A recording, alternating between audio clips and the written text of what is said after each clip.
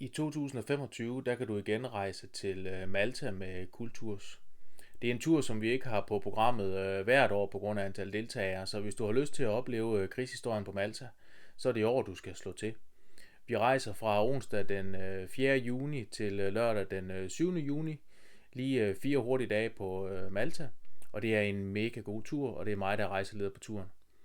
Vi skal blandt andet se Fort St. Elmo, det store krigsmuseum dernede, hvor vi kan se et af de 3 Gloster Gladiator-fly fra de allerførste måneder i krigen i 1940. Vi skal ned i Lascaris War Rooms nede under jorden, hvor vi kan se, hvor de styrede forsvaret af Malta fra. Vi skal på havnerundfart rundt i Valletta Havn, ned forbi, hvor hangarskibet HMS Illustrious det lå, mens det blev angrebet af tyske og italienske fly under det, de kaldte The Illustrious Blitz.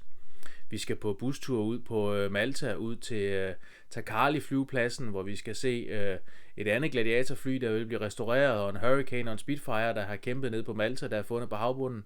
Vi skal forbi middelalderbyen Medina, hvor vi har tid til at gå rundt på egen hånd og få frokost og sådan nogle ting. I det hele taget så er turen til Malta, det er bare en mega god tur. Og der lige starten af juni måned, der er garanteret sådan lige lidt lunt, og vi har også god fritid på Malta til at gå rundt og spise på de rigtig mange restauranter, der er inde i Valletta by, den gamle middelalderby, om aftenen.